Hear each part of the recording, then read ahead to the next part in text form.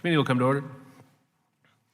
Let me begin by apologizing to our distinguished panelists and to all of you who've been waiting for an hour. We were detained by a vote on the House floor and by a commemoration and a memorialization of the service and life of our colleague Elijah Cummings, who, as you all know, passed away overnight.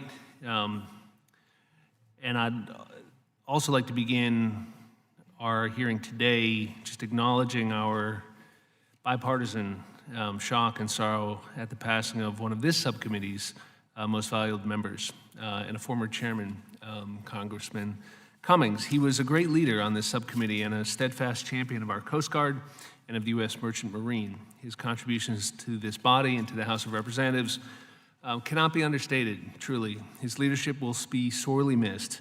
I know I speak for every member on this subcommittee in extending our deep condolences to his wife Maya, his 3 children, and their entire family. We have placed flowers in Elijah's spot here on the dais, and I just want to say on a personal note, if you ever spent time with Congressman Cummings, you knew you were just dealing with a deeper humanity than you encountered in a lot of people in this business.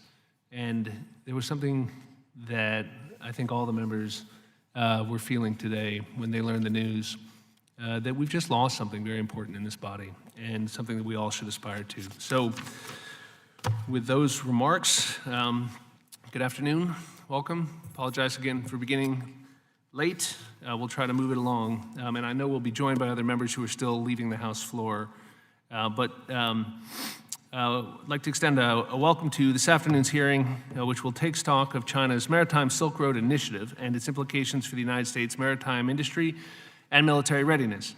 This hearing comes at a critical moment in our relationship with the People's Republic of China.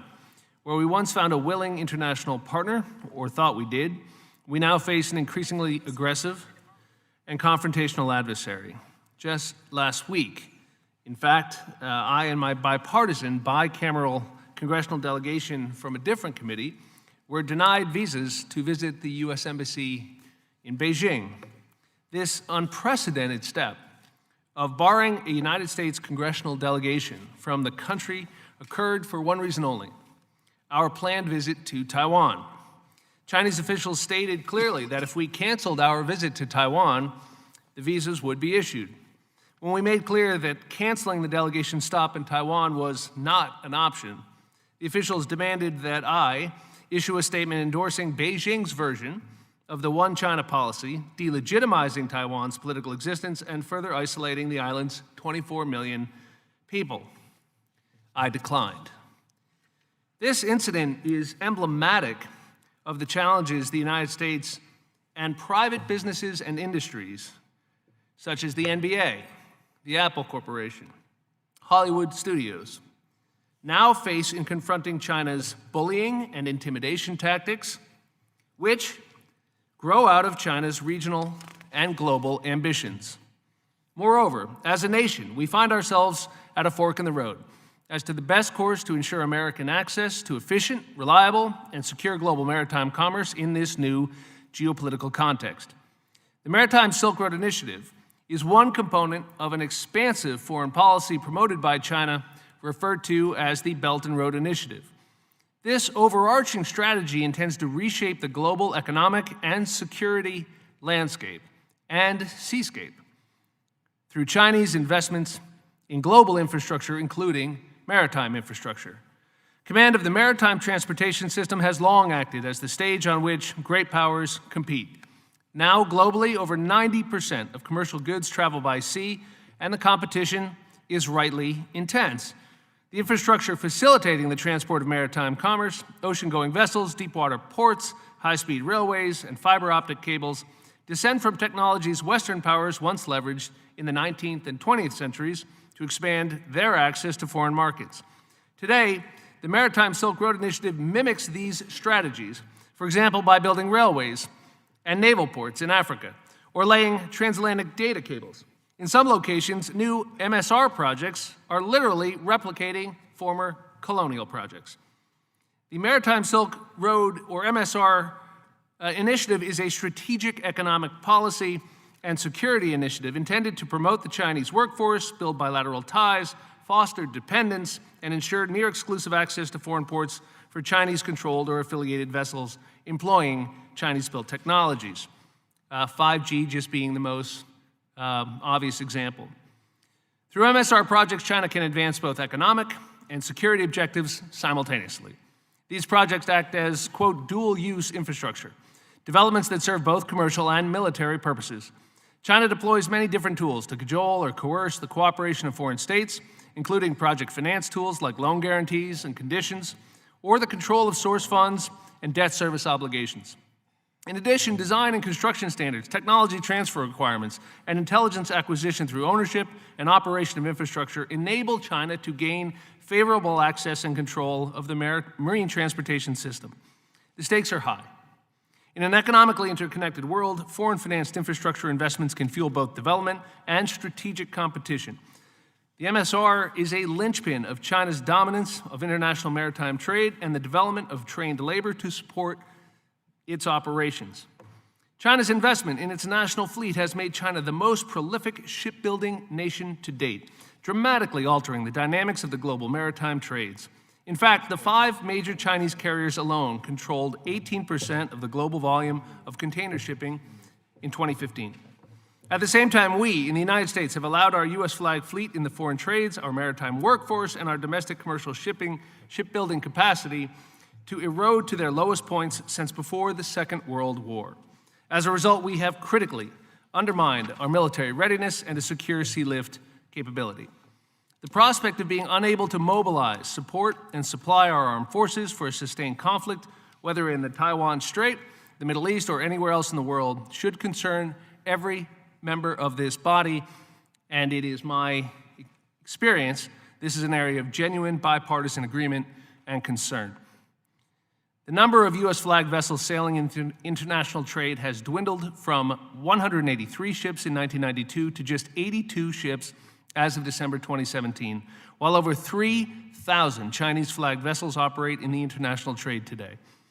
In a world economy increasingly powered by maritime commerce and blue water presence, we cannot continue to allow the United States' deep water fleet to decay on our watch.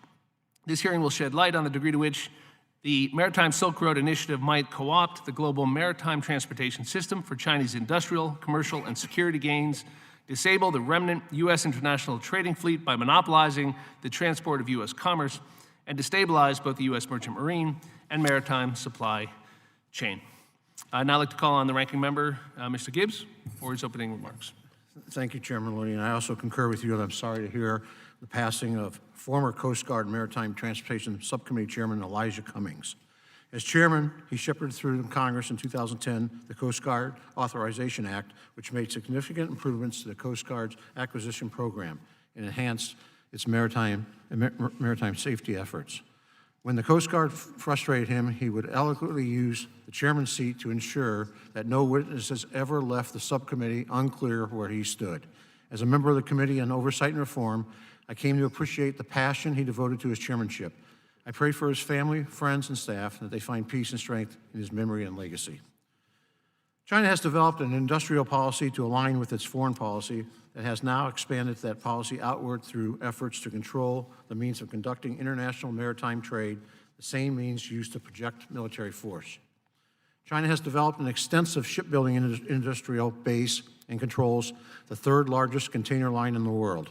The Maritime Silk Road Initiative builds on those capabilities by financing port, road, and energy infrastructure in 126 countries in the Pacific Basin and routes to Europe.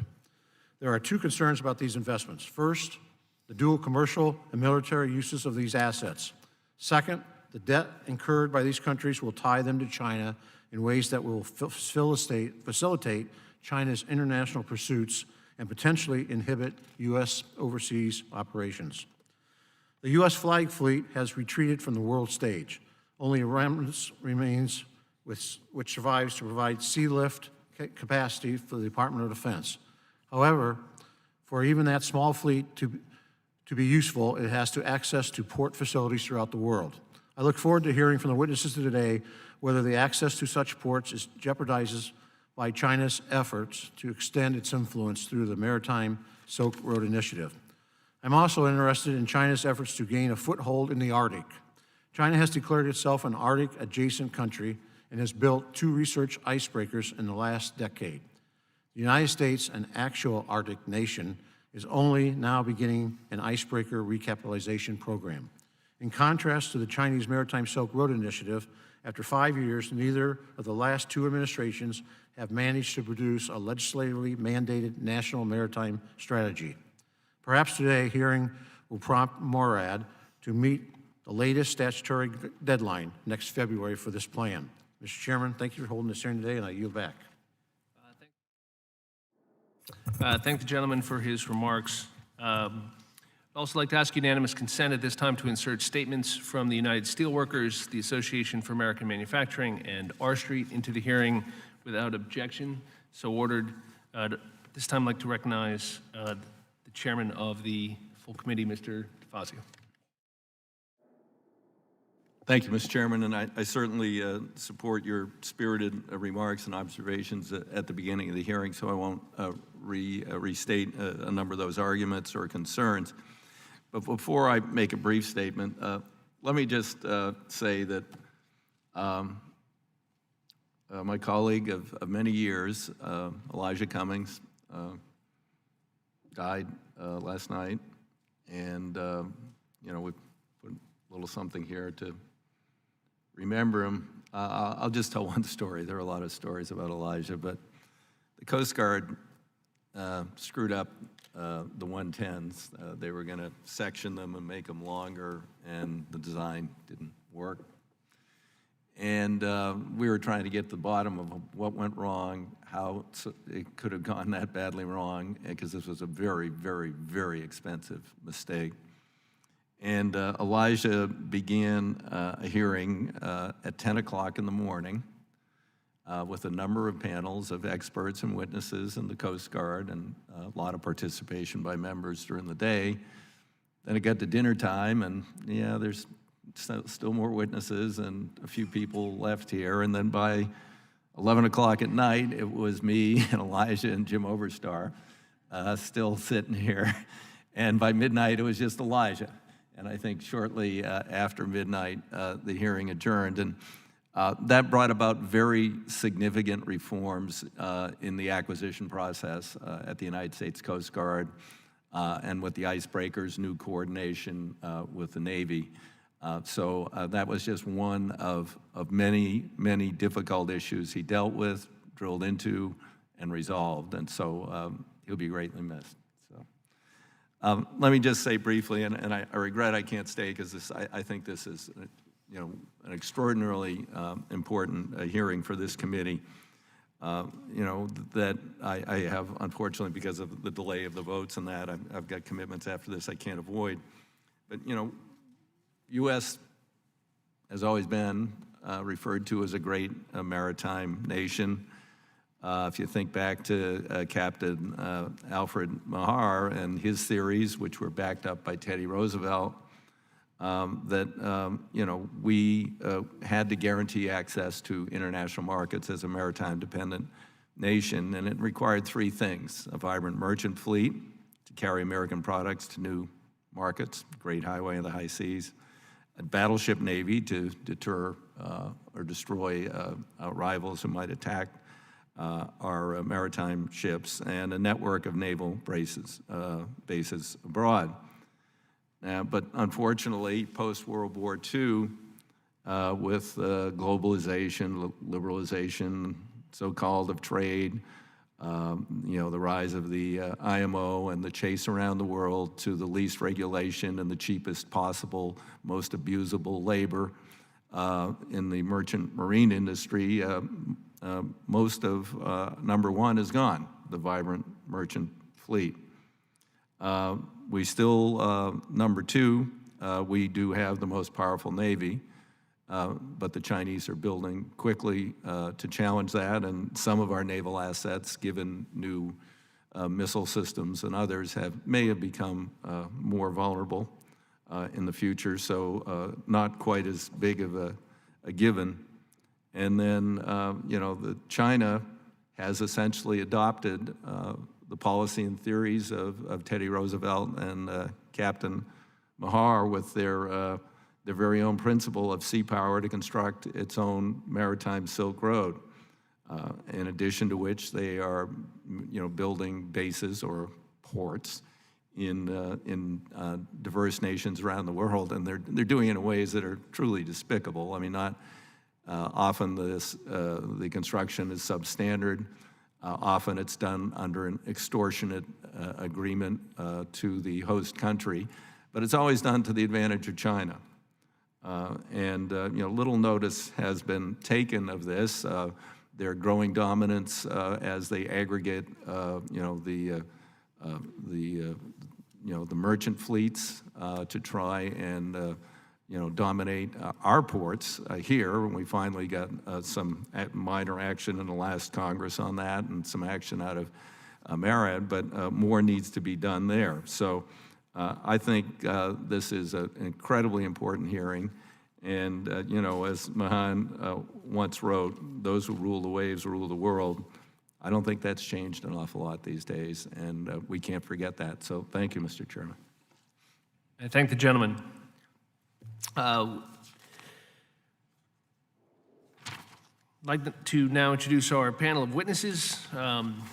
First, we are joined by Mr. Chad Sabragia. Do I have that correct? Deputy Assistant Secretary of Defense for China in the Office of the Secretary of Defense, Lieutenant General Giovanni K. Tuck, Director for Logistics, J4 for the Joint Chiefs of Staff, and Ms. Carolyn Bartholomew, Chairwoman of the United States-China Economic and Security Review Commission. Thank you all for being here today. Apologize again for keeping you waiting. I know you're busy, but we appreciate it. We know you have prepared statements. I've reviewed those statements, and thank you. They're excellent. Without objection, our witnesses' full statements will be included in the record. And since we have that written testimony and it's been made part of the record, we do request that you limit your oral testimony to 5 minutes to allow maximum time for members' questions. With that, thank you again. Mr. Sabragia, you may proceed. Chairman Maloney, Ranking Member Gibbs, distinguished members of the subcommittee, thank you for this opportunity to testify. Before I begin, and to echo the comments already made, please allow me to express my condolences on the passing of Representative Cummings. We recognize his historic place in this chamber and his long-standing service, including in this subcommittee. Our thoughts and prayers are with his family at this time. As for the business in front of us today, China's Maritime Silk Road is exactly the type of issue in which we need to communicate across traditional lines of effort because of the unique challenge that China presents, echoing your comments. We welcome the chance to do so at this hearing. My remarks are going to focus on China's strategy and how the Department of Defense is supporting the whole-of-government competitive response. China's leaders certainly believe that they can and must contend for global leadership in a new era for socialism with Chinese characteristics, heralded most authoritatively at the 19th Congress of the Communist Party of China in October of 2017. In the maritime domain, this means building China into a maritime great power, which the Chinese Communist Party made an official national priority at its 18th Party Congress as early as 2012. In 2017, President Xi Jinping linked this maritime great power status to China's goals for national rejuvenation by 2049. Maritime great power status includes access to resources, a developed maritime economy, and protection of perceived maritime rights and interests. This is well served by China's One Belt, One Road and Maritime Silk Road initiatives, which focus on policy coordination and building transportation infrastructure globally to expand developmental ties to China. In this context, while we do not oppose China's contributions to high-quality development based on international standards, we must recognize that China is also competing for strategic advantage. While in the past, China's leaders have disavowed any direct connection between OBOR, or the One Belt, One Road, and the People's Liberation Army, or their security interest, there is clear evidence that this is changing. For example, China's 2019 National Defense White Paper identified the need to build China's far seas forces and a need for overseas logistical facilities. In January of this year, President Xi Jinping called for the completion of a security system for OBOR to ensure the security of major overseas projects. In July, China's defense minister openly declared that China is willing to deepen military exchanges in cooperation with Caribbean and Pacific Island countries under the framework of OBOR. Finally, as an example, the PLA Navy has recently argued for a long-term strategy to obtain bases overseas using methods such as constructing, purchasing, and long-term leasing of foreign ports. Lieutenant General Tuck will go into more detail on the military implications of China's activities, but I would like to quickly stress that OBOR projects could also increase other countries' exposures to coercive pressure and affect the security of digital infrastructure as well. Overlapping with China's Maritime Silk Road is the 21st century digital Silk Road, in which Chinese companies are building infrastructure in areas like 5G, fiber optic links, undersea cables, and infrastructure connected to satellite navigation. For example, this past June, Huawei, a Chinese company, announced an agreement with a Chinese container operator, the 6th largest in the world, to establish a 5G innovation hub. Because China lacks an independent judiciary and there are extensive security vulnerabilities in Huawei products, we are concerned critical sectors could be vulnerable to China as China links port developments with its technology exports and its diplomatic engagements. So how are we responding to this challenge? DoD's response is guided by our National Defense Strategy, which identifies great power competition as our principal priority. Increasing lethality and strengthening alliances and partnerships are long-term undertakings for competing with China, and I'm glad to be leading a new office within the Defense Department dedicated to assisting in this role. Critically, the National Defense Strategy also states that the Defense Department will support interagency approaches and work by, with, and through our allies and partners.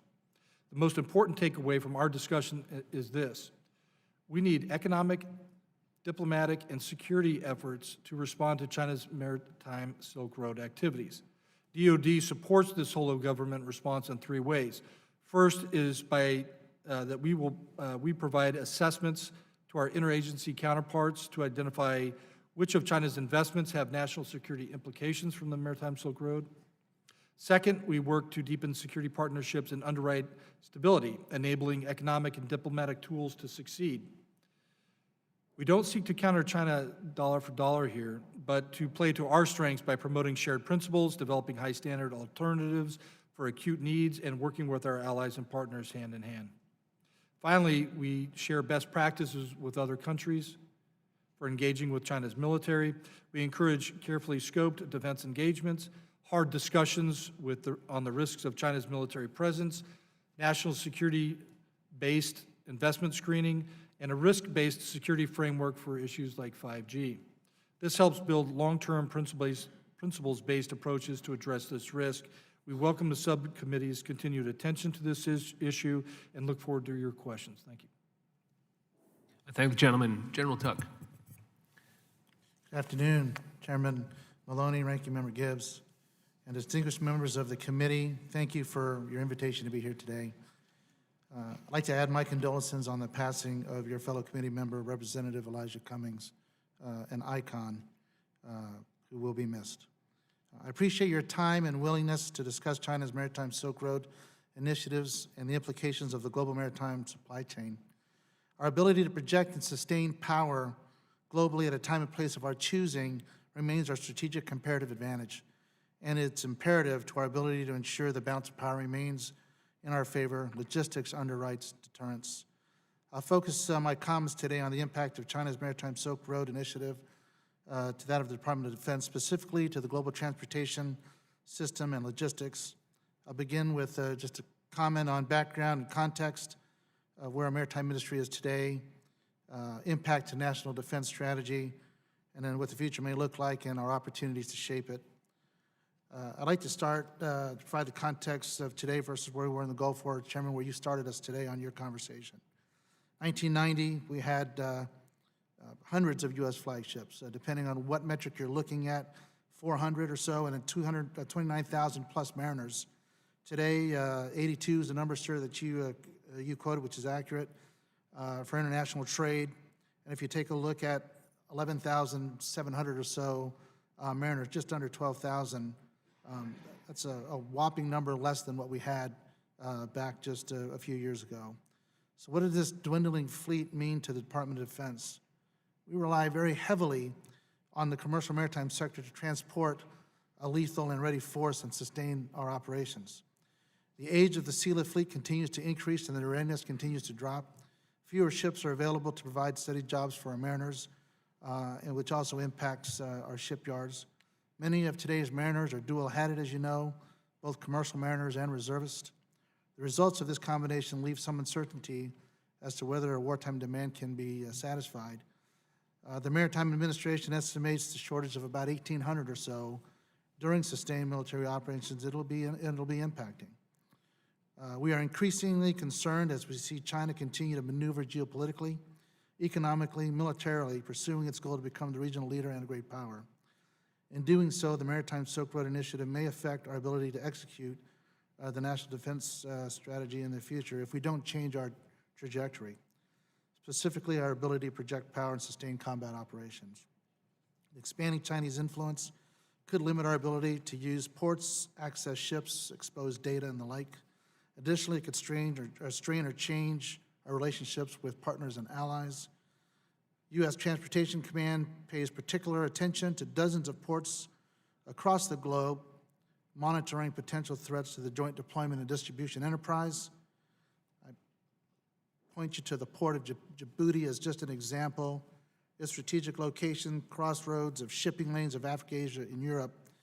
Our military camp that's there, and the Chinese have an operation there as well. There's tension between these two bases, and that's just one example that I'll leave you with. One significant impact to DoD operations in cyberspace domain. Shipping data that transits the port and subsequent IT systems are at risk of being exposed, compromised, contributing to Chinese artificial intelligence industry. Chinese influence can limit our footprint, reduce our throughput, or jeopardize access. Our partners may not be able to assist or work with us when we need them due to Chinese influence. So given the picture where to go from here, we need to take a proactive approach and seek opportunities to shape our future with a whole-of-government approach. To minimize the effects of the Maritime Silk Road Initiative by China, we really have to pay attention to recapitalizing our sealift fleet, which is U.S. Transportation Command's #1 priority, ensure sufficient workload for U.S.-flagged vessels, create incentives to develop and retain our mariners. I truly appreciate your time today. Thank you for this opportunity. I hope you'll find this to be informative and look forward to your questions. Thank you, General. Ms. Bartholomew. Thank you very much, and I join everybody in condolences on the loss of Mr. Cummings. The arc of his life really is an example of the promise of this country and the best that we have to offer.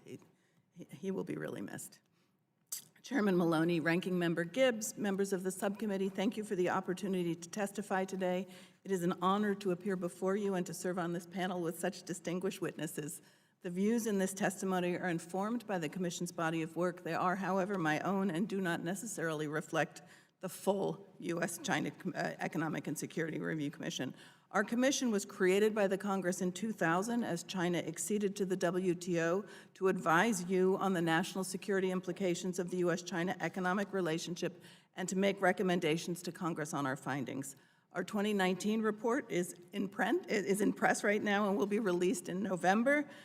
The Commission first discussed China's Belt and Road Initiative in our 2015 annual report. Much has changed since then. The BRI is the signature foreign policy of General Secretary of the Chinese Communist Party, Xi Jinping, and it has become a pillar of China's expanding presence on the global stage. Chinese leaders want to use BRI, of which the Maritime Silk Road is a critical component, to revise the global political and economic order to align with Chinese interests. In my testimony, I would like to situate China's maritime Silk Road activities in the bigger economic picture, focusing on two key aspects: China's industrial policies for its shipping and shipbuilding industries, and China's investment in ports around the world. First, on China's industrial policies. Like other industries, the Chinese government has focused on and built. China's shipping and shipbuilding firms benefit from industrial policies to the detriment of U.S. companies. China's largest shipping and shipbuilding companies are all state-owned enterprises. A 2017 Harvard University study found evidence that China had significantly subsidized shipyard costs, leading to substantial misallocation of global production. Subsidies for Chinese shipbuilding SOEs have harmed the U.S. shipbuilding industry's ability to compete in the global market and have led to shipyard closings and a reduced U.S. vendor base over the past several decades. Second, to the very important issue of ports. China is the world's largest exporter and second largest importer, so its investment in ports helps facilitate China's global trade footprint. Today, at least 2/3 of the world's top 50 container ports are Chinese-owned or invested, up from about 1/5 almost a decade ago. China's investments include U.S. ports such as Los Angeles and Seattle, and 4 Chinese SOEs are among the world's leading port operators. Chinese control of ports can be used as a form of market creation through which China can leverage its port control to strengthen their economic relationships with certain countries.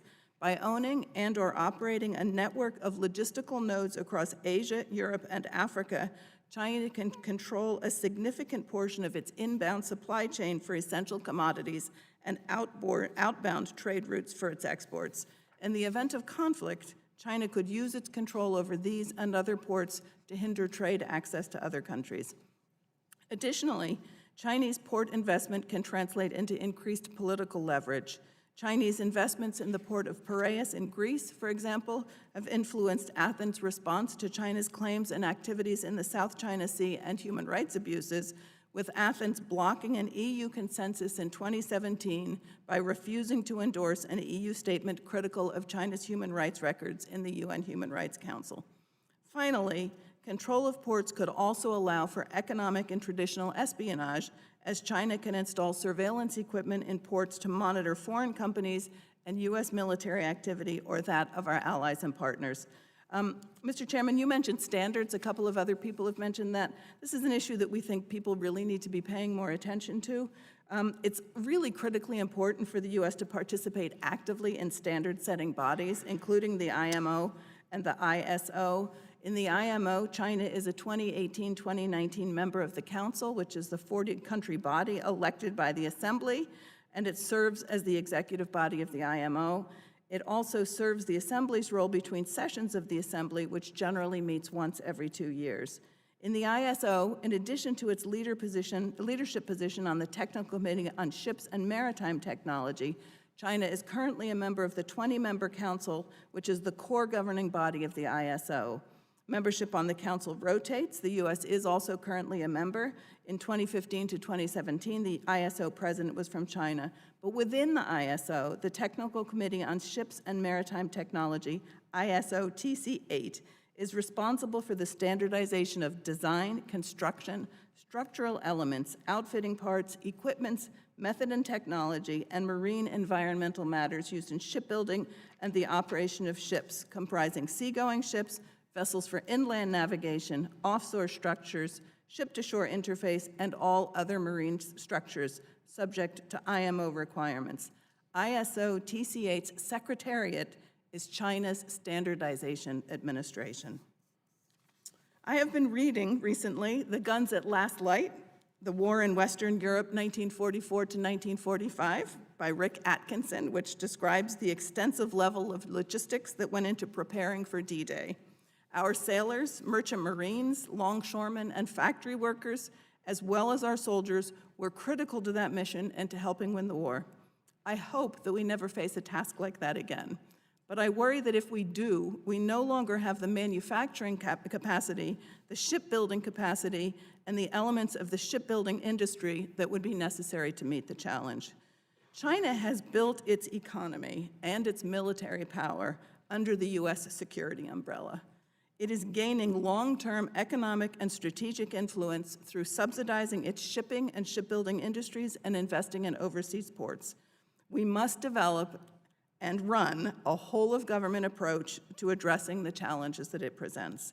In my written testimony, I have included a list of recommendations the Commission has previously made on maritime security, as well as a map illustrating the global scope of BRI and China's quest for influence. Thank you for the opportunity to testify, and I look forward to any questions you may have. Thank you, Ms. Bartholomew. We will now proceed to member questions. Observing the 5-minute rule, begin by recognizing myself for 5 minutes. This question is a general question for the panel, but maybe best directed at General Tuck. You know, just back from the region, I know you have to think about worst-case scenarios. If in a situation where we had an active conflict develop in the South China Sea, on the Korean Peninsula, on the island of Taiwan, and we had to move large numbers of American forces to the region in a hurry, what would that look like? What would you be up here telling us? What would the realities of that challenge be given the state of our maritime infrastructure? Sir, thanks for the question. I think what's different today than previously, where we could set the conditions and arrive in a place like Saudi with hundreds of thousands of troops and actually just build up that sustainment to do the things that we needed to do. Now you're talking about fighting a near-peer adversary, if that's what we're talking about, dropping and going to and bringing either fighting tonight or bringing a decisive force into a highly contested environment. So that in and of itself is going to present a challenge. Well, just so we're clear, this is not some esoteric scenario. I mean, we've all read, I assume, President Xi's statements about Taiwan. We all understand the realities of what's going on in the Korean Peninsula. This is a real possibility. We see what's happening in Hong Kong. So what does that look like? So we're talking about a worst case scenario. None of us wants or hopes to find ourselves there. But in that event, when we turn and say, how are we going to move these forces to that region in a hurry, what are we looking at? Yeah, so what you're looking to do is mobilize the department to be able to activate ships that belong to the Maritime Administration, put them under the Military Sealift Command. So a quantity of those ships that reside in the Navy Sealift Command added with the maritime community. On top of that, leveraging vessels that are in the commercial sector, which you are going to need to do this, and then have the mariner pool available to be able to do this, and start sending all of these forces to a coast to get on vessels and then start moving to where they're intended to go. I appreciate that. And if you look at each of those elements that you just specified, how would you describe the status of each of those components of that response? Okay, so we ready? Are they robust? Is it everything you could hope for, or is it something yes, else? sir. U.S. Transportation Command, just within the last few weeks,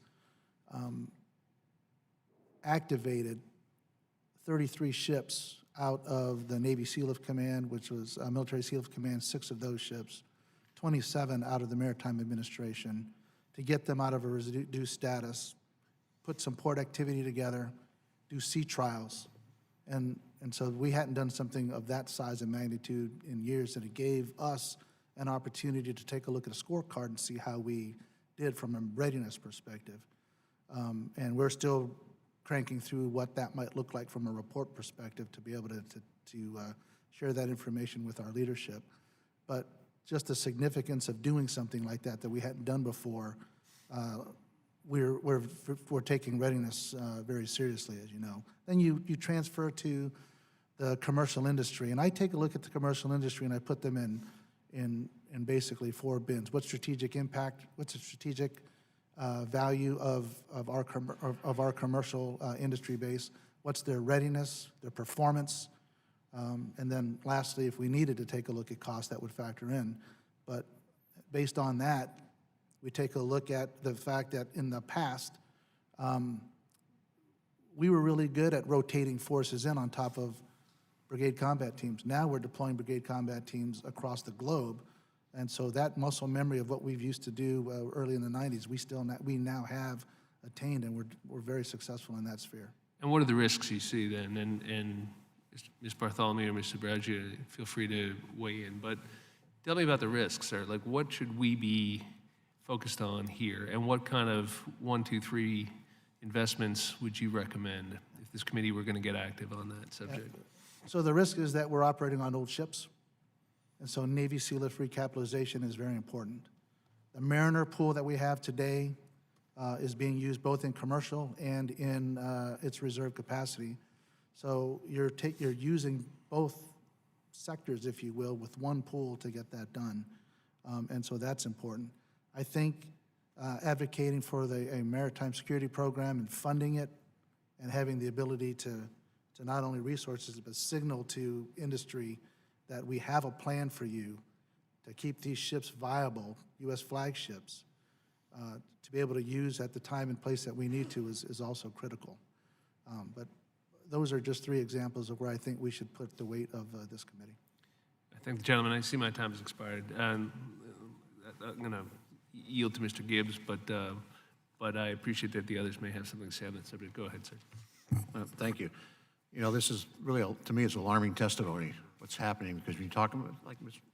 Bartholomew, when you talk about, you know, the economic and then the military, and those are intertwined. You know, I've always said in this country, we have a strong economy, strong military, the world's safer.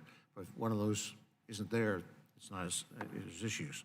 And then, of course, now with the negotiations with China and trade, this all kind of fits together, and what's going on in Hong Kong and, of course, Taiwan, that's the chairman mentioned. I guess to start off, General, thank you for your service.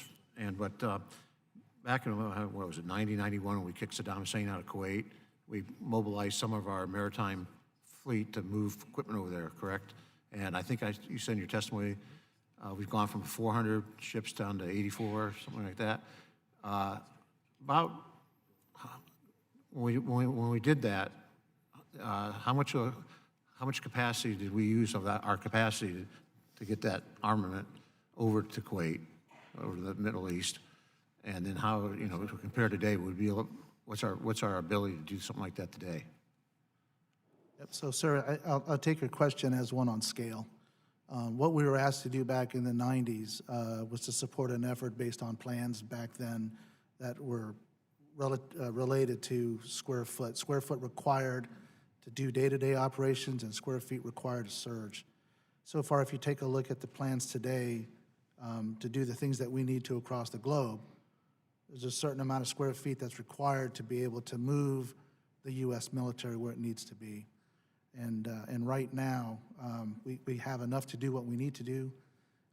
The only difference in conversation between back then and now is the inventory of capabilities that we have to be able to prosecute the national defense strategy is much limited today versus, and you know this, versus what we had back then. And so for us to shift from one combatant commander's resources and move them to another part of the globe adds to this discussion. And of course, our assets today on the maritime side to do that, the assets, the boats, ships are much older, right? And that's an issue. Yes, sir. Yes, So sir. we're really in a very precarious position, right? We really are. Some of the vessels are approaching their end-of-use life, so the strategy would be you're either going to extend some of these ships, you're going to buy used to get some of them faster at a lower rate, not taking away, hopefully, shipyard business, because you're going to maintain and modify ships or put the yards to use to do that, and then buy new. And with this approach, I think we can help the delta of the gap that we're seeing. Unless we do something very soon, we're going to find ourselves just widening the gap of capacity that we need. I'm really concerned. I see the map with all the countries there where, like almost 130 countries where China has a foothold in there because they put investments in there. And I know when you invest in a business or create a partnership with a person to do a business, you usually have some say so. You've got some clout. And so I guess, Mr. Raja, what's your concerns about what's going on there, and what can we do as a country to try to offset some of those initiatives that China's doing? And obviously, they can do some of this because their system of government, it's easier for them to do it. But how concerned are you moving forward if they stay in the same track? Thank you. That's a great question. I will tell you is I certainly refer you to the written statement that we submitted, and then a little bit of my opening comments as well. But I'll underscore Lieutenant General Tuck's comments, which is, you know, I understand. I think we understand China pretty well. That by 2050, they have aspirations to achieve a world-class military. And when I talk to them and ask them about what that means, their single aspiration is to elevate their own status and capacity on a global scale, even if they haven't figured out in quite detail.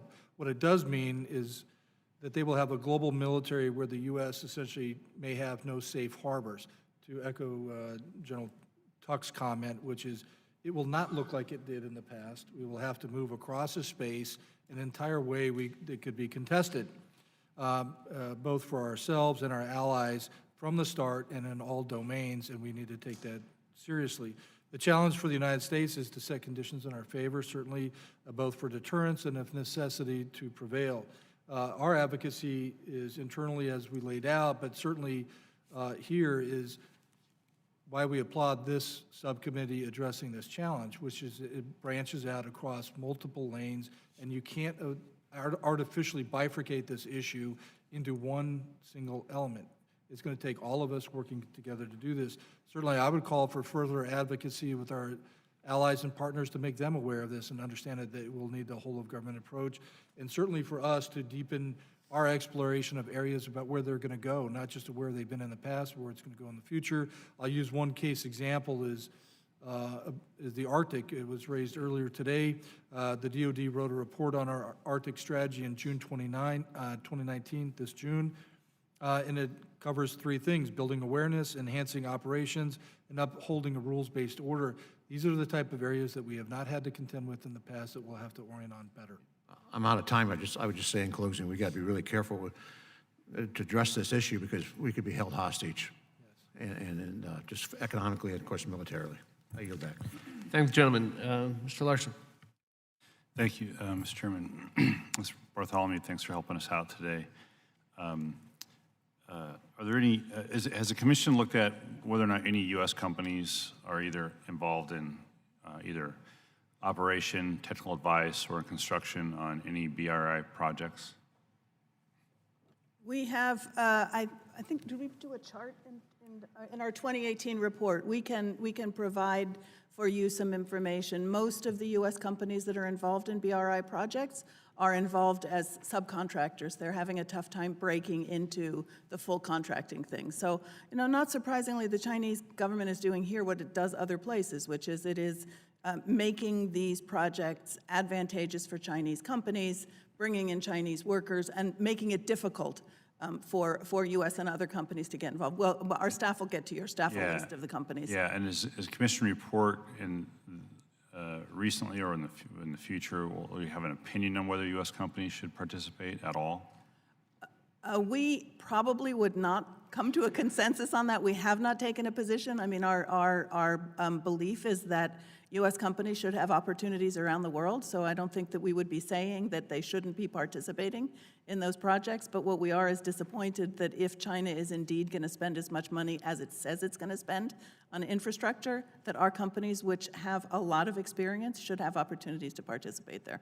Yeah, that was the opinion of the administration when it sent a U.S. representative delegation in 2017 to China to the first BRI or OBOR at the time conference as well. Has the commission, you mentioned Seattle and LA as two ports, as other ports as well. They don't operate, the Chinese companies don't operate the ports, they operate individual terminals at ports, so it's not like they're operating an entire port. Has the commission developed or have you studied whether or not these ports that have Chinese operators of individual terminals have taken any steps at all to protect shipping data, to protect communications, to do anything that causes the concerns that that we've heard from the panel today? We have not specifically looked at that. It's something we could certainly try to look into. I don't know how much information the ports will actually share on some of those things. I will express, I know 5G was mentioned, sort of the broader concern about where Chinese technology is getting into communication systems and the data that they're able to gather and what they're able to do with that. So there is there's certainly, I would say that I certainly have a concern about that, although I don't have any specific information to answer your question. Yeah, I guess one of my points then is it's nice to point out a problem, but it'd be better to hear some solutions as well on that point. Absolutely, that's the case. I'd also say it would be good to make sure that we can try to prevent these problems as much as we can. Yeah, right. On that point, with regards to technology standards, IMO and ISO, and this goes to the Huawei issue as well, and ZTE, about 35% of the standards essential patents for 5G are actually owned by Chinese-based companies like Huawei or ZTE or state-owned enterprises. And about 15% of those standards essential patents are owned by U.S. companies. So we're focused a lot on the name on the box as opposed to the guts inside the box. And so if the standards essential patents are owned by Huawei, it doesn't, that piece will end up in a non-Huawei box because it's a standards essential patent.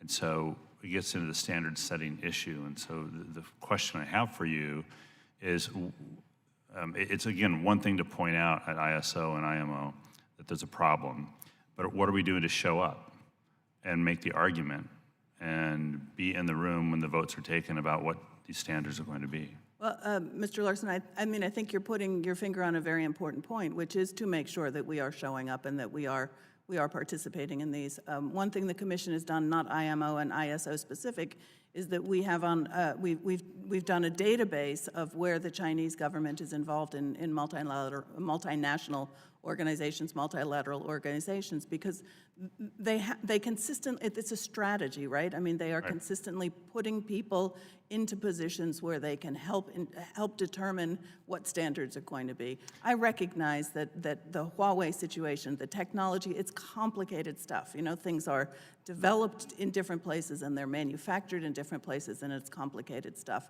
Our role is really to point out some of the concerns about potential problems, and as I said, to try to make sure that we prevent those. But I'm out of time. I'd just say in conclusion, we're playing a lot of defense and not a lot of offense here, and I'd like to see us open up the other side of that playbook. And that goes to everybody at the table. Yeah. Thanks. Thank you. Thank the gentleman. Mr. Gallagher. Thank you.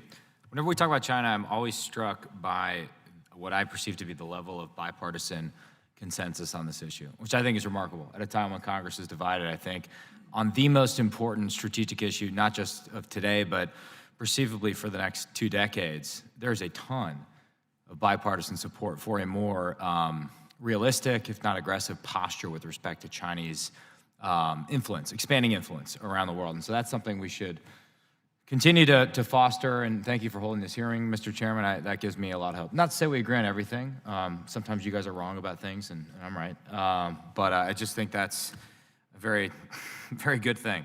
And looking at the map, you can't help but notice that the BRI projects overlap with a lot of the key sea lines of communication and maritime choke points, and the chairman sort of referenced Mahanian theory earlier.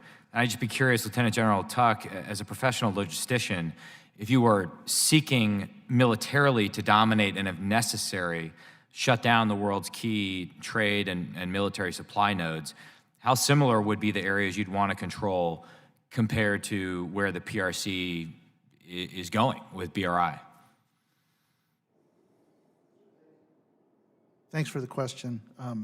We do share the same concern that you just raised, sir, with respect to global choke points. And just like was mentioned earlier, we just have to be present there, not just watching, but actually present. So if you take a look at ports like the Suez, Red Sea, Panama Canal, Malaccan Straits, where it's very vital to have freedom of navigation, just from a rules order perspective and international law. And so our partnerships with countries that are working, that either are part of the equation, and our partnership there it's just going to be impactful and enormous for us to to consider. And this is now a whole of government approach on how we actually make sure that we have the access that we need. And so I really think that working with our allies and partners, which is part of the National Defense Strategy, is key. We have to keep the conversation going. And if you're thinking about just in our own hemisphere, working with the folks south of Mexico, it's very vital and important.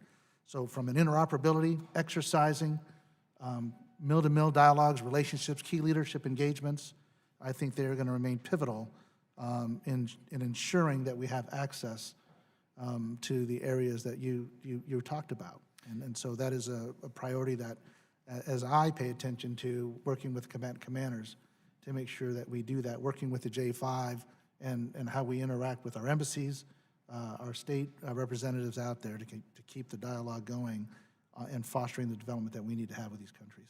I appreciate that. One area where I always feel like we give it short shrift, maybe just because CENTCOM and INDOPACOM take up most of our time, is AFRICOM. And certainly we've seen the Chinese militarize their presence in Djibouti. Going east of that, Gwadar may be the next sort of port to follow. But do you, I apologize if I'm mispronouncing this, Sprasia, did I get that? Close enough? You're allowed to correct a member of Congress. It's do you expect to see the Chinese government militarize other ports and locations along the Belt and Road? Yeah, they absolutely. It's very evident and clear. I've talked to the Chinese military personally about this issue. They have an aspiration to do so. I did reference earlier about China's 2019 Defense White Paper published by their State Council. I've had discussions with them and their principal authors at both their Academy of Military Science and National Defense University with the oversight of their Office of International Military Cooperation, who was the principal pen. It was absolutely clear of what their intent is to not only take Djibouti, which I think my personal view is best viewed as a test case of how you start this practice, how you do best practices, how do you set up a port, how you do communications work, how do you do all the overseas command and control functions. That is a first step. It's not the last step. So you're going to see that come more often, and they told us that directly. Great. Both in terms of the aspiration to do it and to further mature how they do those things. Well, thank you for the work you're doing, and again, thank you for holding this hearing. I thank the gentleman, Mr. Garamendi.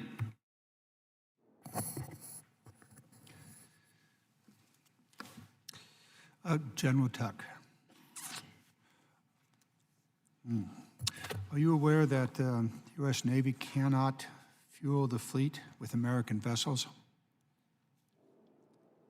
I'm sorry, sir, can you? Are you aware that the U.S. Navy cannot fuel its fleet with American vessels? The answer is yes. You are aware, and the U.S. Navy cannot provide fuel for its fleet with American vessels. Okay? Okay. Are you aware that the U.S. is exporting oil and gas? Yes. Okay. Are you aware that none of this fuel is on American-flagged and owned ships? I'm not. The answer is none of the oil and gas is on none of the gas is on American flagged ships. Some of the oil is. Are you aware that there is legislation that could take a small percentage of that oil and gas and lead to the construction of perhaps 50 American flagged, owned, and built vessels? Yes. Thereby solving part of the problem that the U.S. Navy has? Yes, sir, I am. Good. Then I'd like to have the support of Transcom for that legislation. It's called Energizing the American Shipbuilding Industry. I'm aware of it, sir. Good. So where's the support? You've got a problem. You've got a very, very serious problem. You don't have American ships that are under American control. To fuel the U.S. Navy, you have to rely on Chinese ships to do it. So we got a problem. Appreciate your insight into it. And I suppose that the political appointees also ought to be aware. Are you? Congressman, there's clear aspects of that I am aware of, not all of them. Good. Our job is to get busy figuring those The out. bottom line here is, we sit here and we talk about these things forever, and we have for at least the last half dozen years, if not longer. I've yet to see this administration step forward with a solution to the problem. There's one at hand. It would simply require that a small percentage of our exported oil and gas be on American-built ships. Also, it could lead to a significant reduction in the cost of naval vessels. An example was given to me yesterday that if there was competition for a small naval vessel that didn't exist before, but a new competitor entered the market, the cost savings was 40% from what was anticipated. If we were to build vessels in the United States, for example, oilers and LNG vessels, we might have more competition in our shipyards with a reduced price to the U.S. Navy for its kinetic vessels, which, by the way, can't get to where they need to go because they don't have the fuel to get there. So, beyond that, a question having to do with the islands in the Pacific, some of the little-known islands in the Pacific. Is it true that the Chinese are building significant ports in many of these obscure, little-known islands out in the Pacific? Any one of you want to answer that? Ms. Bartholomew. Well, we know that they're dramatically increasing their presence. I think there's one of the islands, which is the island, Dan, which island did they got port on or not yet? Let's see, there's in Loganville, in Vanuatu. Yes, Yeah. We have that. yes, It's supposed to be for fishing, but it's big enough for the largest Chinese ships. yeah. Gee, what's that all about? Yeah. Any of you have any idea what that's all about? I think we have to presume that we know what it could be about. I would say I've been in the region twice in the past 6 months, and certainly the Australians are engaging with the United States and having a greater presence generally in the Pacific Islands. Do we have There is growing concern is in the there an region. American strategy to deal with this? I can't answer that. I'm a congressional advisory. Is there an American strategy to deal with it? Yes, sir. I So, think sir, there is actually. the example that you quoted about China building a wharf in Vanuatu, for instance, it's coming with some problems. But the one thing I can share with you is that the Pacific Area Symposium for Logistics, senior officers, 29 or 30 countries get together. They meet in the Pacific annually. These are the small countries that come, and we talk about either bilat or multilat, sharing of information of what the Chinese might be doing and what we might be doing out there. The reason why this is important to talk to you about, sir, is because there's a lot of islands out there that want us to come in and be a part of them versus them wanting to do something elsewhere. And I what think are that we that's doing important for us to take on. address their desire to be partners? I'm out of time. The answer is little, if anything. I'm out of time. Thank you. Mr. Chairman, could I just clarify one thing, which is there has been recent reports that the Chinese are leasing the island of Tulagi from the Solomon Islands, and it was an island that was important in our World War II Pacific War. And a lot of people are very upset, both in the Solomon Islands and elsewhere. There's also a place called Subic Bay Yes. that is about to be taken over by a Chinese company. Gentleman's time has expired. Thank the gentleman. Thank the witnesses. Ms. Miller. Thank you, Chairman Maloney. The gentleman from California has certainly altered some of my speaking, so to speak. I represent West Virginia, and trade is very important to West Virginia because we export timber, coal, oil, and gas, and we are always interested in fair trade. The presence of the infrastructure development to me is very concerning.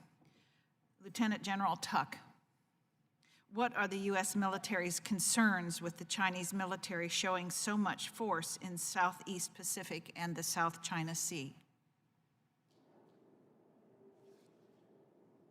Ma'am, thanks for your question. I mean, from what we've been seeing for years, and you all have been seeing it too, they are trying to bolster their own regional security. They're trying to bolster their own sphere of influence.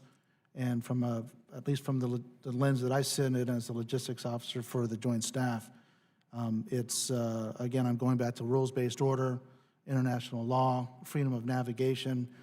I'm responsible, at least in advising the chairman, on access, basing, and overflight or freedom of navigation. So how do we best do this?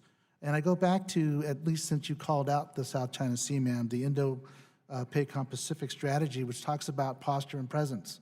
We have to be out there. And so that's something that I would like to have resonated with this committee. It's about partnership capacity, to be able to have our relationships that we have with not only our Five Eye partners, and it's not necessarily just the U.S., but it's Japan and India, it's Australia and Vietnam, it's Vietnam and New Zealand. It's those kinds of arrangements that are going to help areas like the South China Sea maintain rules-based order, freedom of navigation, so that commerce and economy can flow. And then last but not least is this idea that we all know about, it's interoperability. Not only is it good for us to partner when there's a humanitarian disaster that happens in that part of the world, to show that we can be trusted as a partner by bringing our military assets to bear and bringing life-saving skills or recovery efforts for places like Nepal and the earthquake there, or Malaysia and earthquake or tsunamis and the like. But that hand that we lend as a military in times like that can lend incredible trust when it comes to having to then demonstrate why it's important for us to be present when it comes to freedom of navigation and making sure that commerce flows the way it needs to. And you called that partnerability? I call it building partnership capacity. Partnership capacity. Okay, thank you. Mr. Spragia, what steps has the Trump administration taken to drive China to join the international community on trade standards agreed to by members of the World Trade Organization? And have these efforts been successful? Congresswoman, that's a great question. I got to tell you, that's a bit outside the scope of my expertise. My concentration is on DoD issues. We're fully supportive and participate across interagency efforts and certainly advocate to align those issues.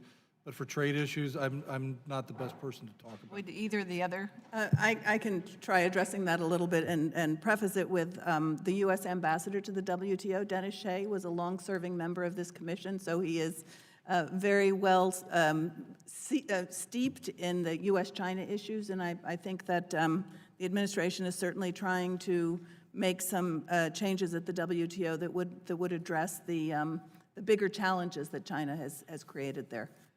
Do you expect these ongoing negotiations to continue? I can say that I hope that they continue. It's very difficult to predict what's going to happen. Okay, what role can Congress play in making sure that the United States will continue to be prepared for world conflicts and disasters? I'm sure we would all have answers to that. I would say that it's certainly important for us to strengthen our relationships with friends and allies, in this case, in the region, in Asia, but around the world, because we're going to need to be able to work with them to address any problems that might arise. To me, that's one of the most important things. And again, traveling in Asia, it's one of the concerns that we hear, that people aren't sure of our commitment. They're not sure that they can rely on us, and I think they need to be convinced that they can. Absolutely. Thank you. I yield back my time. I thank the gentlelady. Mr. Lowenthal.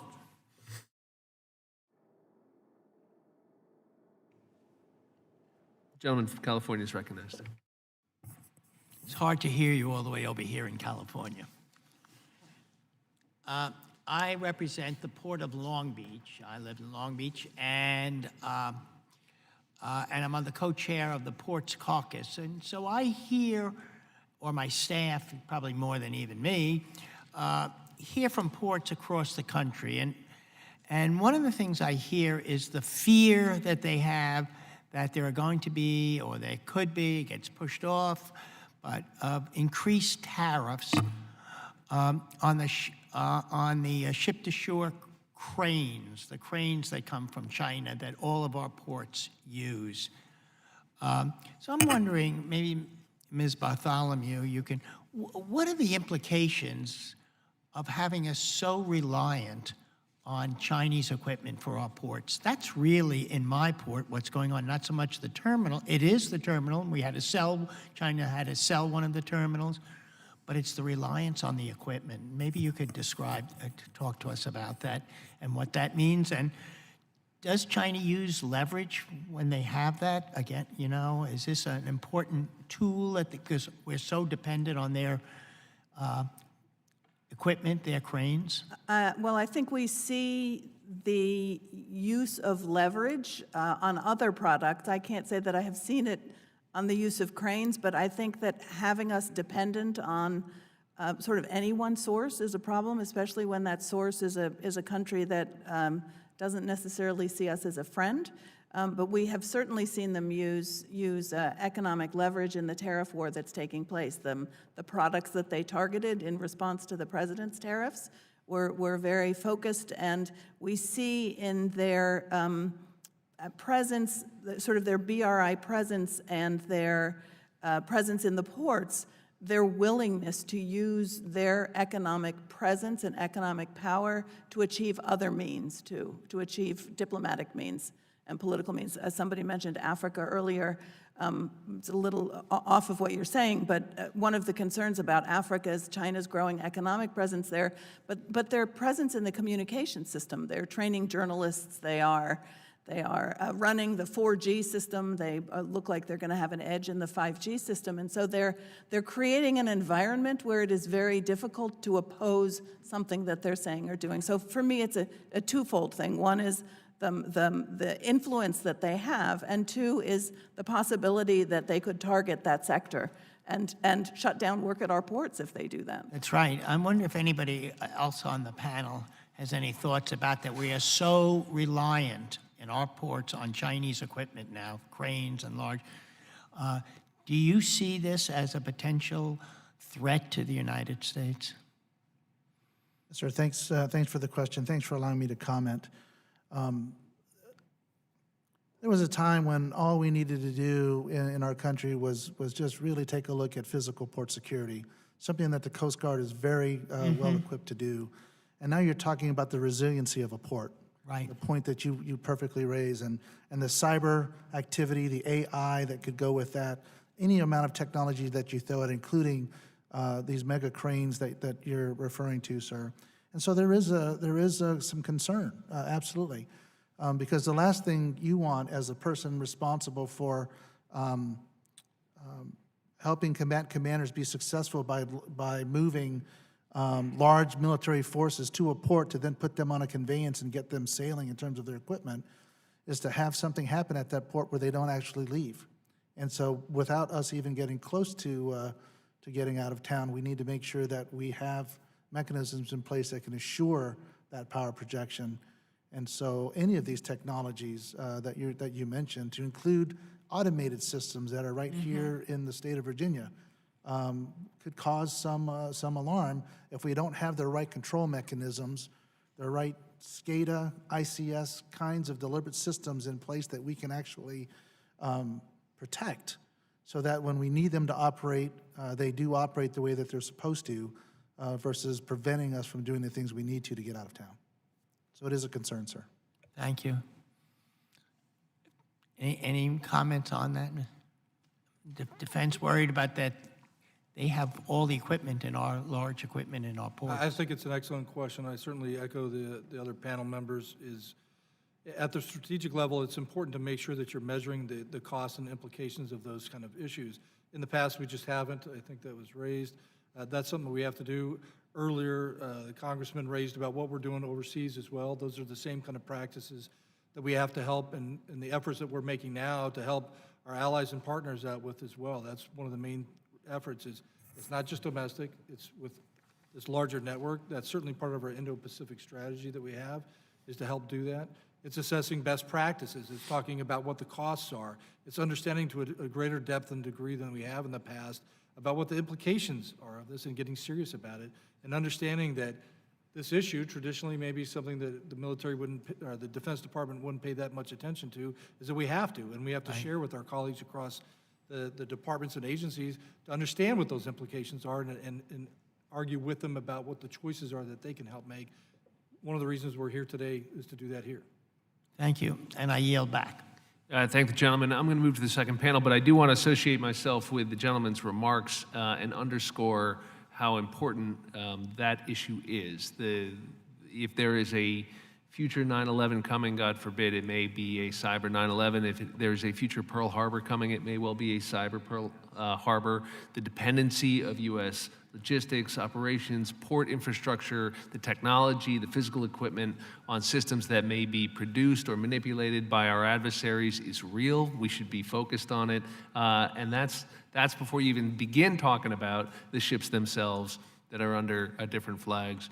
And when you look at the totality of our dependence and its vulnerability to the influence of our near-peer competitors, it is alarming indeed. I want to thank the panel for your testimony, for your service, the work you're doing. We appreciate it. We are going to move to the second panel in the interest of time. I know we've been keeping you waiting a long time, but we do appreciate your presence here today. With that, I'd like to introduce the second panel, give them an opportunity to move to the witness table.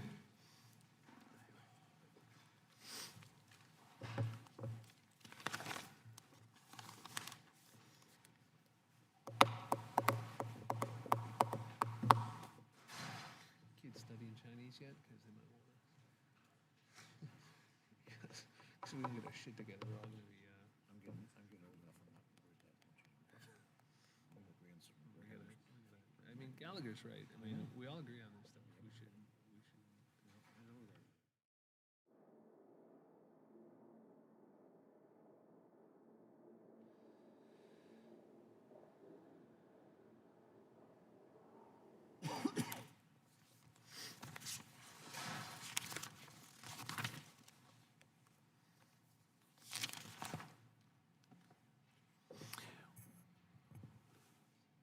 Well, moving now to our second panel, I'd like to welcome our panel of witnesses. We're joined today by Mr. Jonathan E. Hillman, Director of the Reconnecting Asia Project for the Center for Strategic and International Studies, Dr. Jeffrey Becker, Research Program Director of the Center for Naval Analysis, and Ms. Kathleen Walsh, Associate Professor of National Security Affairs at the Naval War College. Thank you all for being here today. We look forward to your testimony. Without objection, the witnesses' full statements will be included in the record.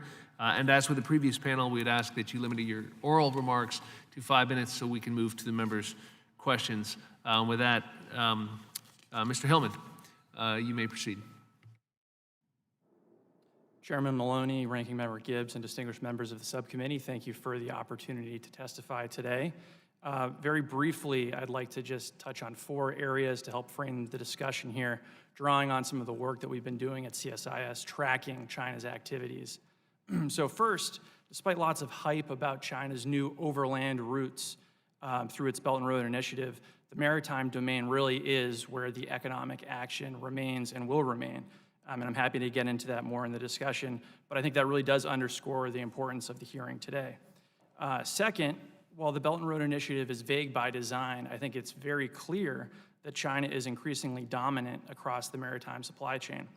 And it's dominant not only, as the last panel was pointing out, and as many of the members have mentioned, China's dominant not only in the operational functions of that supply chain, but the production activities that sit behind those operational functions. So China has the world's largest shipping fleet in terms of number of vessels. It has the world's largest container port operator. It has the world's largest seafarer workforce. It also has the world's largest shipbuilder. And it has the world's largest port construction firms. It produces the most shipping containers. And certainly, China's maritime rise is not an accident or just a byproduct of the fact that it's a very large country, but this is the result of long-standing state policies and generous financial support. So in 2008, there were no Chinese banks among the top 10 shipping finance providers in the world. A decade later, Chinese banks are first and second in the world. Made in China 2025, which is often talked about in terms of its investments in AI and semiconductors and those types of things, also designates shipping technology as one of 10 priority sectors. So again, this is not at all an accident. Third, as many of the panelists mentioned before, China's maritime rise has broad implications for U.S. economic and strategic interests. And I think the U.S.-China trade war has illustrated some of these risks that the U.S. has. Mr. Lowenthal had mentioned, when the Trump administration proposed tariffs on shipping cranes, ship-to-shore cranes, ports in Baltimore, Virginia, and elsewhere asked for exemptions. And that's because U.S. companies haven't made these cranes for decades. And that all works in an environment in which the U.S. and China are partners and cooperating, but when we're shifting to a climate of increased competition, some of those risks emerge. And it's notable that a single Chinese company has 70% of the global market for those ship-to-shore cranes. And so something like ship-to-shore cranes can sound somewhat obscure in the context of a national security discussion, but I think it's not difficult to imagine how some of those maritime capabilities would benefit China in the event of a conflict. Surely China's massive shipbuilding industry also provides a latent capacity that could be harnessed to support military operations. Its network of ports, which includes lots of activities near major choke points, could provide flexibility to disrupt trade as well as adapt to disruptions. But I do think that the main challenges today exist in this space between war and peace, often referred to as the gray zone. And so China's maritime activities are enhancing its intelligence capabilities. It's further complicating the operating environment for U.S. military and diplomatic operations overseas. And as we've seen, China also uses infrastructure as a diplomatic tool to win political concessions. And of course, I should also mention, there are plenty of Chinese maritime activities that are beneficial to the U.S., and this is part of the challenge. Surely the world needs more infrastructure, as long as that infrastructure is delivered properly and at the right standards. And the United States stands to benefit in terms of lower trade costs and growing foreign markets. There are certainly reasons to be concerned about whether China is meeting those standards through its Belt and Road Initiative. Finally, Congress does have a very important role to play in, I think, encouraging and shaping a more strategic response to these developments. At the very least, China's Belt and Road Initiative should be a wake-up call, both for U.S. policies at home and abroad. At home, certainly, it makes sense to think about building stronger and more resilient U.S. capabilities, which will require investing in U.S. infrastructure, investing in vessels to fill gaps in the U.S. fleet, supporting research for advanced maritime technology, and also training the next generation of U.S. mariners. And abroad, I think it's very important that the U.S. does more than criticize the Belt and Road. It needs to put forward its own positive economic vision, and I'd be happy to talk about that more as well. Thank you. Thank the gentleman. Mr. Becker. Chairman Maloney, Ranking Member Gibbs, members of the subcommittee, thank you for this opportunity to share my thoughts with you today on China's Maritime Silk Road and its implications for the U.S. Navy and the global maritime supply chain. I just want to note briefly that the views I express today are my own, and they're not those of CNA or the Department of Defense. As a result of China's Maritime Silk Road initiative, Chinese state-owned firms have spent billions of dollars on maritime infrastructure. They now build and operate port facilities around the globe. And this raises a number of implications for the U.S. Navy and the U.S. Coast Guard. As a result of these investments, China is likely improving its ability to collect intelligence on U.S. ships and assets operating in ports overseas. These investments are also allowing China to develop the capabilities that could be used later, such as the capability to interfere with U.S. Navy repair or resupply operations, or the ability to deny U.S. Navy access to certain ports altogether in times of crisis. So first, just to provide some brief background, what are the most common types of Chinese presence in overseas port facilities? So fundamentally, Chinese state firms have expanded their presence in three ways: constructing new port facilities or upgrading existing infrastructure, purchasing stakes in port terminal operators, and operating port facilities directly. Second, Beijing has a record of using economic tools to advance foreign policy objectives, and I see three tools in particular that Chinese SOEs could use to influence activities in overseas ports. One is China's foreign direct investment, which Chinese SOE executives often argue can turn a foreign country into the next economic miracle, just as FDI did for China, for example. Another tool is debt. China has become a major creditor to many emerging economies, and several may have trouble servicing their debts in the near term. And a third is bribery, and we've already seen examples where Chinese executives have sought to channel money to foreign government officials and their family members in countries where they want to do business. So using these tools, who might China target? Well, first, as I just mentioned, we've already seen Chinese firms attempt to influence national-level leaders and their family members with gifts of cash. A second target would be officials that run overseas ports, and this would include actors such as freight forwarding companies, husbanding agents, port captains, or port authorities. These are the individuals that know when ships arrive, where those ships dock, what they carry, where they store their cargo, and when that cargo gets picked up. So Chinese officials could potentially obtain useful information through these relationships. A third would be local leaders that control access to the areas surrounding the port, and Chinese firms often seek to develop these areas as part of a larger all-encompassing development model. And all this brings me to my most important issue. What might China do to affect U.S. Navy or U.S. Coast Guard port operations overseas? And I see four issues. First, I think it's worth noting that Chinese overseas expansion may create challenges for the U.S. Navy, regardless of whether or not this is China's intent. More Chinese commerce and Chinese activity means that in some locations, the U.S. Navy or the U.S. Coast Guard may face more competition, with more ships vying for limited facilities. A second issue is that Chinese state firms may be able to collect intelligence on the movement and the location of U.S. Navy ships, ship maintenance requirements, combat readiness, and the procedures that the U.S. Navy uses for repair, resupply, and other activities while they're operating in foreign ports.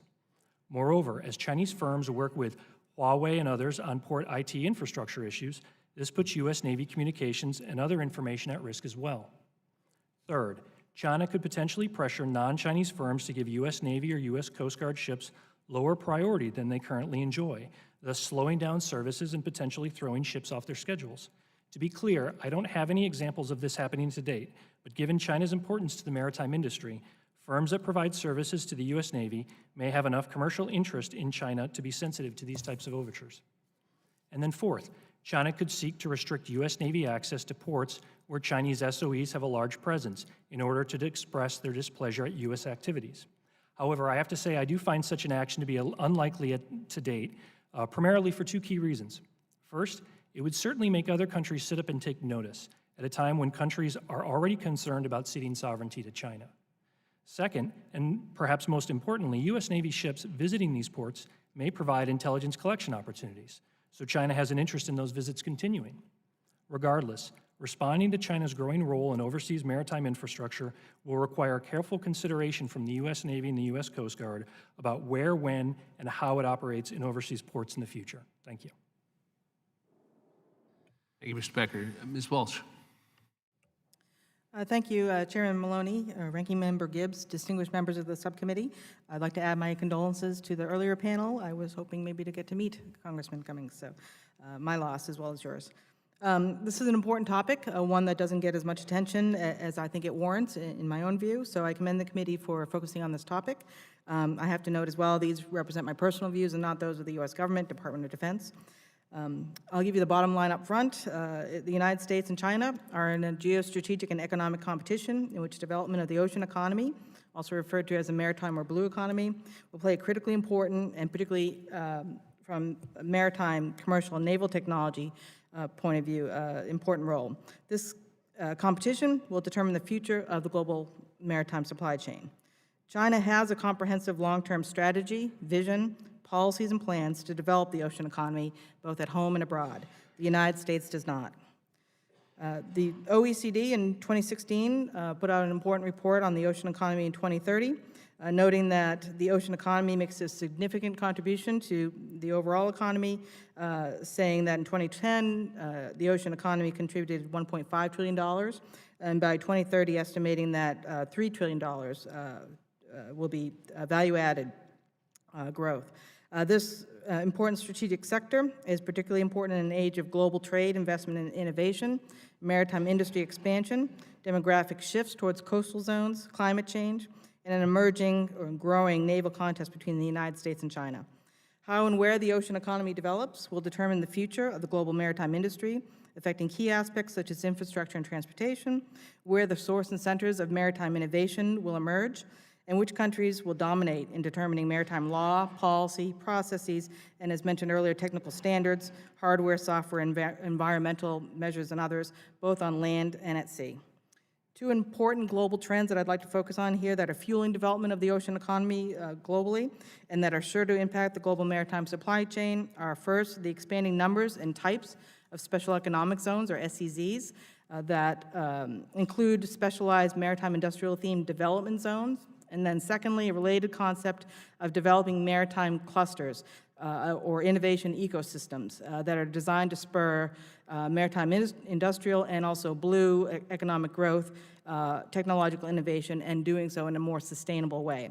China is at the forefront of both of these global trends.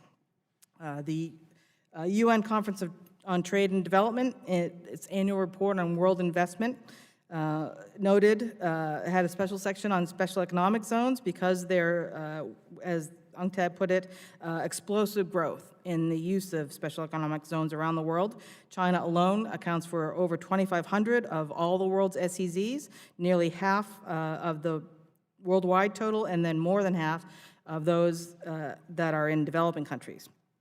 China has also pioneered a new form of special economic zone that is focused on enhancing maritime, both commercial and naval, capabilities by establishing a specialized and pilot blue economy development zone. The first being in Qingdao, China, but also now establishing these along China's long coastline. Within the Qingdao Blue Economic Development Zone, they also have what they call Blue Silicon Valley, the idea being clearly to advance innovation in the marine and maritime sector. In addition, China's blue economy development zones are strategically located with military and defense industrial interests in mind. As you've noted, become commonly understood, China's long-term economic and technological development model remains based on dual use combined and what they call now military-civil fusion of technology development and innovation that is intended for both commercial and defense purposes. This strategic approach applies to the maritime sector as well and will affect how and the degree to which U.S. and Chinese maritime stakeholders can engage, whether in China or overseas, and as part of the global maritime supply chain. Under the Maritime Silk Road Initiative, China has expanded its efforts to promote overseas SEZs, including overseas blue economy zones and other blue cooperative programs. As noted in the previous panel and the recent New York Times article, for instance, China has leased an entire province in the Solomon Islands for development of a special economic zone, though it's not clear what industrial or military purposes it plans to use it for. But the vehicle is the special economic zone, which is an important part of China's own development and part of the allure or attraction of Chinese foreign investment overseas. In mid-2017, Beijing announced a new vision for maritime cooperation, which built upon the 2015 Belt and Action Road Plan. I commend both of these documents to you, to the committee, to understand. They're both in English, easy to understand. Note that the Maritime Vision in particular has a whole litany of development projects, including what it calls blue passages, blue economic corridors, blue partnerships, blue carbon programs, all, of course, with maritime themes, in addition to overseas blue economic zones, in cooperation, as their plan is, with neighboring regional and international partners that stretch across almost all of the globe, all of the Indo-Pacific, and stretching into the Mediterranean, the Arctic, and importantly as well, into the deep ocean. Thank you. Thank you, Ms. Walsh. We'll now proceed to members' questions under the 5-minute rule. Recognize myself for 5 minutes. Ms. Walsh, I'm struck by your testimony. I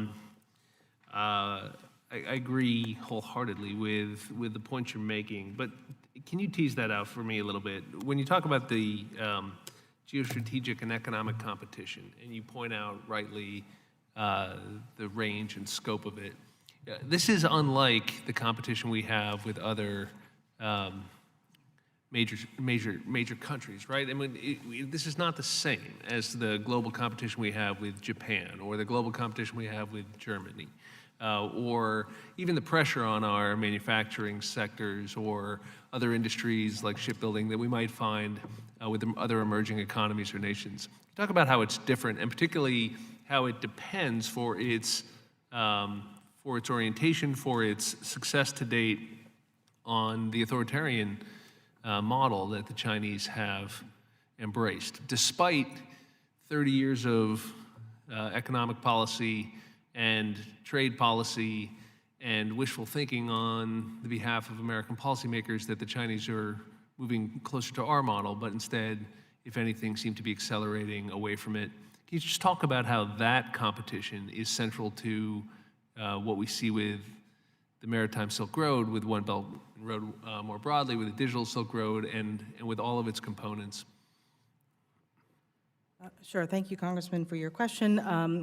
I remember when I first saw the map of the Belt and Road, I was shocked, honestly. I've studied China since 1990, so quite a long time, and that is something I never thought I'd see from a Chinese paper or government product. That said, I think that Xi Jinping's China is a very different China than we've seen in the past. I think there was reason to think that we could engage with China in the past, that it was following along or wanting to be part of the international global order, which is based on, as you note, the fundamental rule of law, Western liberal democratic ideals. I think Xi Jinping's China is fundamentally different, and I think it's taken some time to understand that Xi Jinping has a very different view of the international global order, and I was one of the first, I think, to say China is a revisionist power. Under Xi, China does want to remake the international order in a more Chinese model approach.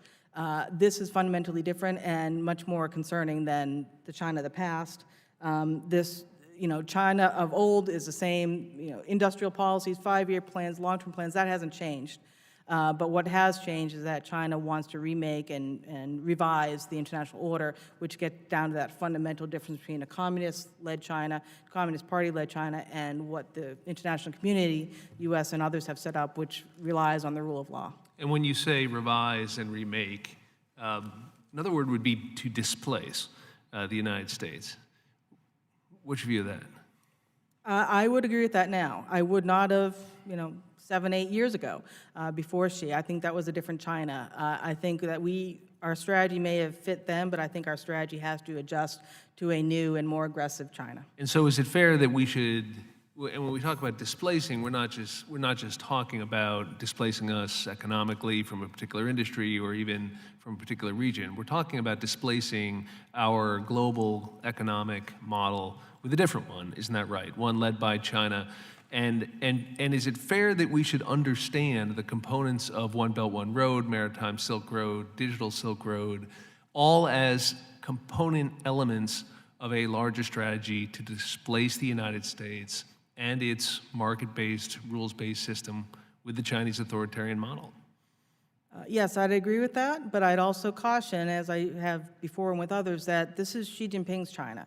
I am not convinced that this is going to be China of the future necessarily. It's the China we need to deal with. Obviously, we need a new strategy. Ms. Walsh, Xi Jinping has made clear that he has no intentions of going anywhere. Isn't that fair? Do you know something I don't about the next Chinese leader? Because I think the next Chinese leader is Xi Jinping. All right. I would just caution that as a strategist, you want to be prepared for the potential of change to happen. And if that were to happen, we'd want to have that in mind if we were to develop a long-term strategy. Couldn't agree more. In fact, that's why we're holding this hearing, one of the reasons. But you'd agree that hope isn't a strategy, right? You'd agree that we have something to say about whether we are confronted with this China or the China we had hoped for, the China we hope to see in the future. Mr. Hillman, I only have a few seconds left, but I know you made the point about cooperation with China. None of us wants a purely confrontational relationship with the Chinese. Some of us feel as though we are being pushed in that direction aggressively, and we better be prepared for it. Is it possible to cooperate our way through this global competition? Are we overstating the risks of what we're talking about here today? Are we being too alarmist? So I think you do have to think through what the risks are, and then you plan toward those. And so I don't think that that's been alarmist at all. I think we're having a healthy reassessment of what interdependence has meant for us. And so I think looking at the maritime dimension of that certainly makes sense. I do think that there's more we can do in terms of our analysis to separate things that are threatening from things that are benign or harmless.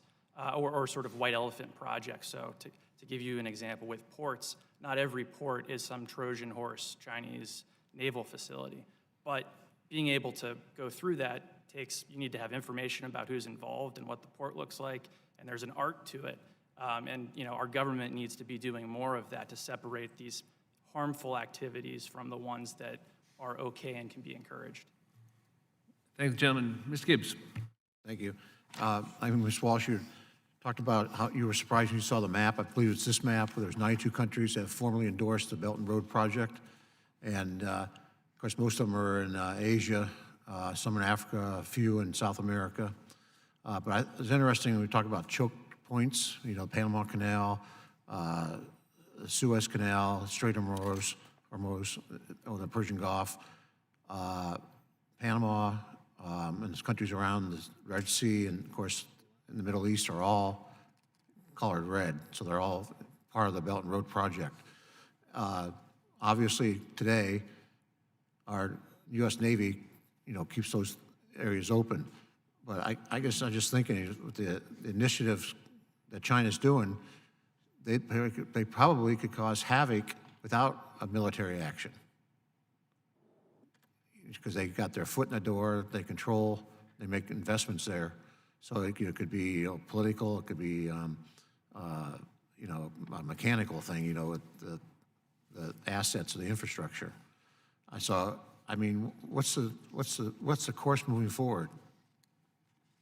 Well, as my colleague said, I would advocate, as you're talking about here, we need a comprehensive strategy to deal with this. China's hard power, ports, and capabilities that they're building literally at sea and on land, that's hard power. We know about their Navy and commercial shipbuilding. It's also soft power, which is a part I think you may be getting at too, which is, you develop a special economic zone. That's attractive to a lot of countries around the world. You come in with money and infrastructure, loans, and so on. The blue economy is an important soft power asset that China has and we don't. That is something that countries will want. It's maritime industry, jobs, innovation, or at least promised, and also sustainable industry and innovation. That is a soft power tool that will expand that map, I expect. And then finally, as you know, coercion, right? We've seen China use economic coercion in the past. I expect they'll continue to do this. And once you have both the land-based assets and control and the willingness to use it, and then you expand that out to sea, I think that's a whole different way of looking at power and presence that we're not ready yet to deal with. Now, most of these countries are on this list are not really allies of us. Some are, South Korea, Israel, Jordan, Panama. So, I guess I'm just kind of wondering what's happening here. The carrot approach that China's using by bringing in dollars, capital investment, they're just buying into it. It doesn't matter, or I think we need a holistic strategy. Much of what I heard in the previous panel, and I often hear, is whole of government, but it really is a defense-oriented, military-oriented allies and partners strategy. I think that's insufficient. I think it needs to be economic, diplomatic, innovative, and of course also military defense security. But it's whole of government is too simplistic. It has to be holistic. To me, that means we need a comprehensive strategy. We need somebody to run that, whether it's one person or one institute, one organization, to focus on this, because it's too much for any of us. I agree, and I'm glad you held this hearing, Chairman, just to bring this to light, because I don't think most people really understand what's going on. I think a lot of American citizens understand that China, we have a lot of challenges with China, and we're going through with the trade war. I think maybe President Trump's got it right that we've been financing a lot of stuff in China now overseas, maybe that we get the trade done, we get some equilibrium there, because this is not sustainable, I think, for the future of our country, for our national security. So. First thing, though, we need to understand the scope and the details, I think, and having a way to do that so that officials and others can really understand and then come up with the strategy. And I guess just closing, right now, we still are the superpower. We project our power to promote peace around the world, basically the aircraft carrier groups. And I know China's trying to, build their capacity that way too. So I think that's a concern. So it's economic, like I said earlier, plus it's all military. You put the two together, and that's what makes it a strong force. So we have to be prepared for that. So nothing else. I yield back, and I think we're probably done. I thank the gentleman. Given the lateness of the hour, we will be concluding. I want to thank the panel. I also just want to underscore a couple of closing points.